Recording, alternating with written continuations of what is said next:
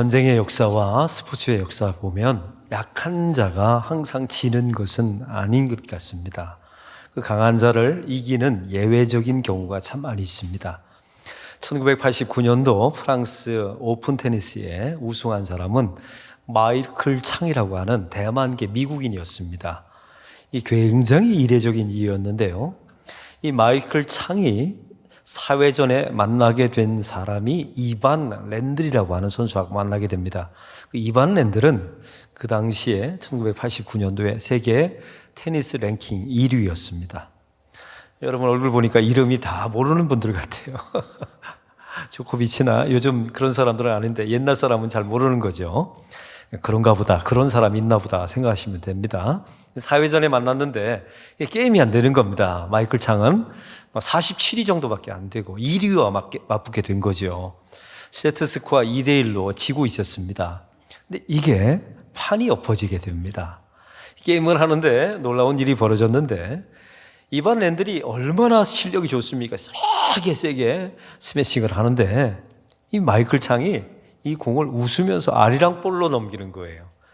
들어보신 적 있나요? 아리랑 볼. 그러니까 둥글게 그냥 넘기는 겁니다. 이게 야구에서도 이렇게 곡선으로 천천히 던지는 볼을 아리랑 볼이라고 하지 않습니까? 이런 볼을 치니까 상대방이 열받은 거예요. 나를 무시하나? 또 나를 비웃듯이 웃으면서 하니까요. 그래서 이반 랜드는 세계 랭킹 1위에 멘탈이 무너집니다. 그래서 2대2까지 간 거예요. 드디어 이제 마지막 세트가 되는데 이번에는 더 기가 막힙니다. 두 번째 변칙이 나타나는데 이 마이클 창이 서브를 넣는데 기가 막힌 서브를 합니다. 원래 테니스라는 것은 위에서 이렇게 서브를 이렇게 돼 있어요. 근데 이게 언더 서브를 넣은 겁니다. 세계 최초로 정식 대회에서 언더 서브를 넣게 된 거죠. 이건 초등학교 때나 아이들끼리 넣는 서브거든요. 이 서브는 문제는 반칙은 아닙니다. 변칙이었던 거예요. 이 변칙을 쓰자마자 이반 랜든이 경기를 중단하고 심판에게 항의를 합니다. 나를 무시했다고. 근데 경기가 지속되는 거예요. 왜요? 이건 반칙은 아니고 변칙이니까. 드디어 이반 랜들이 멘탈이 무너지게 되어서 세트 스코어 3대2로 마이클 창이 승리하게 됩니다. 보십시오. 약한 자가 항상 지는 것은 아닙니다. 싸우는 방식을 달리하면 되는 거예요. 우리가 알고 있는 다윗과 골리앗의 싸움도 마찬가지입니다. 여러분, 그 중요한 것은 하나님이 도우셨겠죠. 그러나 만약에 다윗이 골리앗과 똑같은 방식으로 싸웠다면 그 싸움을 이길 수 있었을까요? 같이 갑옷을 입어요. 창을 들고 또한 방패를 들고 또 칼을 들고 싸웠다면 이 전쟁은 이길 수 없는 겁니다. 완전히 다른 방식으로 해도 해요. 다윗이 객관적으로 수와 힘으로 보면 약자이니까 말이에요. 신앙생활도 마찬가지입니다. 우리는 세상 속에 살아가면서 예수 믿는 사람들 한번 생각해 보세요. 우리가 메이저입니까? 마이너입니까? 우리는 마이너예요. 여러분 특별히 한국 사회 속에 보면 예수 믿는 사람들은 소수입니다. 예수 안 믿는 사람들이 다수예요. 전 세계로 본다면 더 심각합니다. 예수 믿는 사람들은 더 적어요. 인류의 역사상 기독교가 메이저인 경우가 없었어요. 그럼 도대체 이 거대한 세상 속에서 하나님의 백성들은 어떤 용사로 살아가야 되는 겁니까? 어떤 방식으로 싸워야 될까요? 세상과 똑같은 방식으로 싸워서는 답이 없다는 사실을 알게 됩니다. 오늘 그런 말씀을 한번 나눠보기를 원합니다. 이사사기 6장 1절의 말씀은 이렇게 시작합니다. 이스라엘 백성들이 여호와의 목전 앞에서 또 악을 행하였더니, 이게 벌써 사사기의 네 번째 계속 반복되는 문장이지 않습니까? 아주 징글징글합니다. 아주 찡한 이야기예요.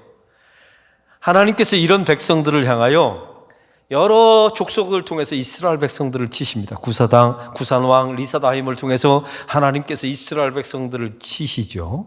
모압왕 에글론을 통해서 하나님께서 이스라엘 백성들을 때리십니다. 가나안 왕 야빈을 통해서 하나님께서 이스라엘 백성들을 괴롭히세요. 그런데 놀라운 사실은 이스라엘 백성들이 회개를 안 하는 겁니다. 그저 하나님 살려주세요라고 탄식만 하고 우는 거예요. 제가 여러분에게 한번 질문합니다. 하나님이 이걸 몰랐을까요? 다 알고 계셨어요. 아무리 때려도 구산왕 리사다임을 통해서 때립니다. 모압왕 에글론을 통해서 때려요. 가나안 왕 야빈을 통해서 아무리 때려도 이 백성이 제대로 된 회개를 안 할 거라는 사실을 하나님이 알고 있었어요. 그러면 왜 하나님이 계속 이런 막대기를 들어서 때렸을까요? 두 가지 중요한 의미가 있습니다. 이렇게 둘둘겨 맞으면서 그렇게 수많은 매맞음을 통해서, 죄 가운데 매맞음을 통해서 하나님 앞에 회개조차도 못하는 너희의 현실을 직시하라는 겁니다. 이 땅의 교회와 성도들이 이와 같은 모습이라는 거예요. 이건 남의 모습이 아닙니다. 또 한 가지요, 이런 백성들을 구원하시려고 하나님께서 사사들을 보내요. 사사들이 자기의 생명을 담보 잡고 하나님께 막아선 겁니다. 이 백성을 살려달라고요. 결국 하나님의 은혜가 우리를 구원해내고 있다는 사실을 말하고 싶었던 거예요. 오늘 본문에 그래서 등장하는 게 미디안 족속입니다. 이 미디안 족속이 7년 동안 이스라엘 백성들을 다스리고 치는 겁니다. 이때 등장한 인물이 오늘 본문에 나와 있는 기드온입니다. 여러분 유명하죠? 기드온과 300용사. 주일학교 다니는 분들은 아마 다 잘 아실 겁니다. 사사기 7장 1절에 보면 기드온의 이름을 이렇게 소개합니다. 여룹바알이라고 소개합니다. 기드온은 부모님이 지어준 이름이고 여룹바알은 하나님이 지어준 이름입니다. 여룹바알이라는 이름의 뜻이 무엇인 줄 아십니까? 바알과 겨루다라는 뜻이에요. 이걸 더 쉽게 말하면 바알과 싸워 이기게 한다라는 뜻입니다. 이 여룹바알이라는 이름 속에 하나님의 약속이 들어있어요. 결국 이스라엘 백성들을 이 기드온을 통해서 구원해낼 것이라는 하나님의 약속이 담겨져 있는 겁니다. 오늘 본문의 시작은 12절에 가장 중요한 구절이 나와 있습니다. 12절에 여호와의 사자가 기드온을 찾아옵니다. 그러면서 이렇게 외치죠. 큰 용사요, 여호와께서 너와 함께 계심이라. 한번 따라해 봅시다. 큰 용사요, 여호와께서 너와 함께 계심이라. 지금 기드온을 향하여 하나님의 사자가 큰 용사라고 말하고 있어요. 그러면 오늘 본문은 이제 예측을 이렇게 해야 되겠죠. 하나님이 큰 용사라고 말했으니까 기드온이 큰 용사가 되는 이유를 쭉 설명해야 되는 건 아니에요, 본래대로. 이러이러해서 기드온은 큰 용사입니다. 큰 용사가 될 만합니다. 이런 이야기가 쭉 기록되어야 되는 것 아닙니까? 그런데 참 이상하게 이 사사기 6장 11절에서 쭉 보면 큰 용사는커녕 기드온이 얼마나 모자란 사람인가, 이걸 아주 노골적으로 이야기합니다. 한번 예를 들어 보겠습니다. 오늘 사사기 6장 11절에 보니까 여호와의 사자가 상수리 나무 아래에 앉았다라는 표현이 나와 있어요. 왜 여호와의 사자가 상수리 나무 아래에 앉았을까요? 기드온이 상수리 나무 아래에 있었으니까요. 우리는 생각할 때 상수리라는 나무 아래 도토리 아닙니다. 상수리 나무 밑에 기드온이 앉아 있었나 보다, 이렇게 생각하시면 안 돼요. 성경에 나와 있는 모든 나무들은 다 상징적인 의미가 있습니다. 여러분, 이 상수리 나무라는 의미는 이런 겁니다. 나와 자기들이 섬기는 바알을 연결해 주는 나무라고 생각했던 거예요. 그리고 그 달렸던 상수리, 그 큰 나무 열매를 보면서 우리를 이렇게 바알이 풍요하게 만들어 줄 것이다. 그게 상수리 나무였던 겁니다. 기드온이 상수리 나무 밑에 있었다, 이 말의 의미는 기드온이 우상 숭배에 빠졌던 사람이라는 뜻이에요. 또한 사사기 6장 25절에 보면 하나님께서 기드온에게 이런 명령을 하십니다. 너희 아버지 집이 섬겼던 바알 신당을 허물라. 그러면 기드온의 아버지는 바알 신당을 지었고 섬겼던 사람이라는 뜻이에요. 이게 어디 용사입니까? 좀 이상하지 않아요? 조금 전에 12절에 큰 용사라고 말했어요. 그런데 어디를 봐도 기드온은 용사 집안이 아니에요. 또한 11절 후반부에 보니까 밀을 포도주 틀에서 타작하였더니라고 나와 있어요. 여러분, 여기서 좀 이상한 점을 발견해야 합니다. 밀은 어디서 타작해야 합니까? 들판에서 하는 거예요. 넓은 공간에서 바람을 쐬면서. 그래야 곡식을 타작할 수 있으니까요. 근데 미디안 족속들이 하도 쳐들어와서 그들의 곡식을 가져가니까 이게 소심해가지고 기드온이 포도주를 즙을 짜는 조그만 방에 들어가서 몰래 숨어서 타작을 하고 있었던 겁니다. 성경이 왜 이걸 노골적으로 이야기했는 줄 아세요? 이 사람은 소심한 사람이다. 이 사람은 째째한 사람이다. 이걸 노골적으로 말해주는 거예요. 큰 용사가 아니었던 겁니다. 여기 이상한 점이 있어요. 하나님은 큰 용사라고 말했는데 이 사람은 소심한 사람이에요. 12절에 뭐라고 말했다고? 큰 용사라, 하나님께서 여호와께서 너와 함께 하심이라 라고 말했더니 13절에 기드온이 하나님께 이렇게 말합니다. 하나님, 저한테 하나님이 함께 하신다면서요. 그런데 왜 미디안이 우리를 치도록 내버려 두십니까? 하나님이 이스라엘 백성들을 애굽에서 출애굽시켰다면서요. 그런데 왜 나의 민족은 미디안에게 7년 동안 이 고난을 당해야 됩니까? 하나님 정말 있는 거 맞습니까?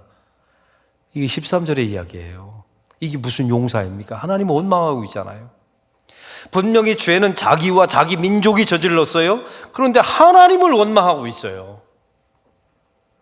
또 성경에 보니까 기드온이 하나님께서 너는 일어나 너의 힘으로, 사실은 너의 힘이 아니죠. 하나님의 힘으로 미디안 족속을 쳐라 했더니 기드온이 하나님께 이런 겁니다. 하나님, 우리 족속은, 우리 지파는 미디안 지파 중에서 가장 약하며 저는 아버지의 아들들 중에서 가장 작습니다. 이게 무슨 용사입니까? 거의 쉽게 말하면 찌질이 같은 고백을 하고 있죠. 또 하나님 앞에 나올 때 하나님, 제가 재물을 가져올 테니 하나님 어디 가지 마시고 잠깐 계세요. 그때 또 하나님이 대답하세요. 너의 말대로 내가 여기 머무르마. 여러분 이 대화를 한번 보세요. 하나님, 제가 재물 가지고 올 테니까 그동안에 어디 딴 눈 팔지 마시고 딴 데 가시면 안 됩니다. 하나님도 참 기가 막혀요. 내가 너의 말대로 여기 있을게. 이거 완전히 초딩 수준이에요. 여러분 기드온이 하나님과의 대화가 완전히 유치원 수준입니다. 이게 무슨 용사입니까? 25절에 보니까 너희 아버지 집에 있는 기드온 바알 산당을 허물라라고 말했더니 그 다음 절에 성경은 이렇게 말합니다. 기드온이 낮에 허물지 않고 밤에 가서 몰래 허물었다 합니다. 동네 사람들이 쳐다볼까봐 사람들의 이목이 무서워서 낮에 바알의 신당을 부수지 못한 거예요. 그 대신 사람들이 보지 못하는 밤에 가서 부순 겁니다. 이게 무슨 용사입니까? 무슨 큰 용사입니까? 더 심각한 게 있어요. 하나님께서 너 일어나서 미디안 백성을 치라 했더니 주 되심을 하나님이 좀 보여주세요. 하나님이 대답하십니다. 너 무교병을 가져오라. 바위 위에 올려놓고 거기다 국을 부으라 하고 바위에서 불이 나와서 그 무교병을 살라버려요. 태워버립니다. 이 정도 되면 미디안 전쟁에 올라가서 싸워야 되는 것 아닙니까? 근데 이 기드온이 하나님에게 다음과 같은 두 가지 시험을 합니다. 하나님, 그래도 마지막으로 한 가지 더 따져보고 하겠습니다. 점검해보고 하겠습니다. 하나님, 여기 타작마당이 있는데 여기 양털 손뭉치가 있어요. 여기에만 아침에 일어나서 새벽에 여기에만 이슬이 있으면, 타작마당에는 이슬이 없고 양털에만 이슬이 있으면 하나님이 계시다는 것으로 알고 제가 전쟁에 올라가겠습니다. 아침에 일어났더니 양털에만 이슬이 적셔 있는 거예요. 이걸 또 이게 안 믿어져가지고 이걸 짜보네요. 짜서 물이 나와요. 징그러운 사람이에요. 이 징에 이게 무슨 용사입니까? 분명히 12절에 큰 용사라, 하나님이 너와 함께 계심이라 라고 말했는데 성경은 용사가 아닌 모습을 계속 폭로합니다. 하나님께서 대답하시죠. 그대로 행하리라. 우리 하나님 대단하세요. 그대로 행하리라. 이번에는 기드온이 또 한 번 하나님을 시험합니다. 그 다음 절에 쭉 보면 하나님 이번엔 거꾸로 하겠습니다. 양털에는 물이 없게 하시고 타작마당에는 이슬이 있으면 하나님의 뜻으로 알겠습니다. 하나님이 대답하시죠. 그대로 행하리라. 제가 이 성경을 보면서 이 사람 진짜 징글징글한 사람이다. 이런 사람을 두자 한자어로 이렇게 말합니다. 진상. 진상교인의 진상교인. 이게 무슨 용사입니까? 진상교인이죠. 그럼 도대체 이 큰 용사라는 의미는 도대체 뭐였던 겁니까? 우리 성도 여러분, 성경에 보면 용사라는 단어가 처음 나와 있는 성경이 있습니다. 그게 창세기 6장 4절에서부터 6절이에요. 거기 보면 네피림 이야기가 나옵니다. 거대한 족속입니다. 인류 가운데 신체가 건장한 거대한 네피림 족속이 있었다는 거예요. 하나님, 그 본문에 보면 이렇게 나와 있습니다. 하나님의 아들들이 땅에 내려와 땅의 세상의 딸들과 결혼하여 그들이 유명한 자가 되고 그들의 이름은 용사라. 그들이 바로 네피림이라. 그 다음 절이 중요합니다. 그들이 행한 모든 것이 악하였으므로 하나님이 탄식하여노라. 그리고 그 네피림 족속을 하나님이 멸절시킵니다. 이 말씀을 그냥 읽으시면 안 돼요. 여러분, 이 땅의 교회와 성도의 이야기였던 겁니다. 우리는 하나님의 아들들이에요. 하나님의 자녀입니다. 근데 세상 속에 살다 보니까 세상의 딸들을 만난 거예요. 그 힘과 크기와 규모를 가지고 있는 세상의 보암직도스럽고 먹음직도스러운 세상을 만나게 된 겁니다. 그들과 결혼하게 된 거예요. 그들의 것을 나의 것으로 삼은 거죠. 하나님을 이용해서 힘과 크기와 규모의 가치를 숭상하게 된 겁니다.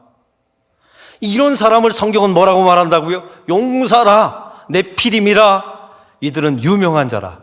참 이름이 기가 막혀요. 유명해지고 싶은 사람들. 이런 사람들이 이 땅에 존재하는 네피림들이라는 겁니다. 용사라는 거예요.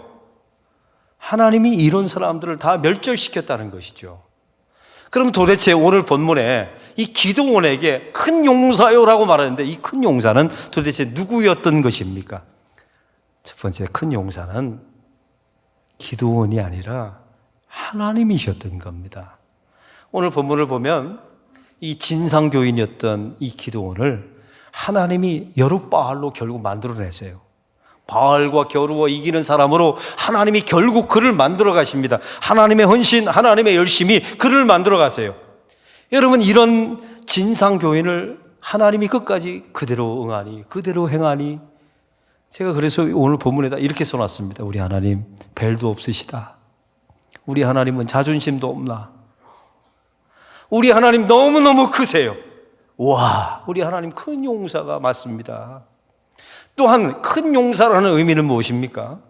저와 여러분은 이 땅에 본성과 죄의 본성을 가지고 있는 네피림들이에요. 본래 하늘의 아들인데 땅의 딸들과 결혼을 했어요. 세상의 힘과 크기와 규모의 가치를 우리도 믿고 숭상하고 살았습니다. 하나님, 저 예수 믿을 테니 힘 주세요. 크기 주세요. 규모 주세요. 이게 이 땅에 사는 용사들, 네피림들입니다. 그런데 하나님은 이런 백성들을 그만 놔두지 않아요. 고난과 핍박과 어려움을 통해서 이 모든 힘과 크기와 규모의 가치를 탈탈 털어버리십니다. 그리고 힘과 크기와 규모의 가치를 하나님이 다 비워버리게 하세요. 아니, 이 네피림을, 내 안에 있는 네피림을 하나님이 짓밟아 버리십니다. 그래서 내 안에 있는 용사, 내 안에 있는 용사가 되고 싶은 마음, 이걸 다 하나님이 예수 믿는 과정 속에서 비워놓게 하세요. 내려놓게 하십니다. 이 상태를 이름하여 큰 용사라고 말하는 겁니다. 우리 사랑하는 성도 여러분, 이 자리에 연세 드신 분들이 계세요. 이제 늙어서 죽을 일밖에 없어요. 이제 사실은 하나님을 위해서 선교사 갈 일도 없고, 제가 보니까 비행기 탈 수도 없고 몸이 약해서요. 오늘 몽골 선교사들 팀들 파송하는데 가고 싶은데 몸이 약해서 안 가는 겁니다. 이제 끙끙 앓다가 늙어서 하나님 나라 갈 상황밖에 없어요. 이분들은 모든 힘과 크기와 규모의 가치를 다 이미 내려놓게 되었어요. 인생의 세월을 만나서 이제 하나님만 의지할 수밖에 없는 상황이 됐죠. 그분들을 이름하여 큰 용사라고 말하는 겁니다. 여러분, 기독교의 큰 용사는 이런 개념이었던 거예요. 하나님이 큰 용사세요.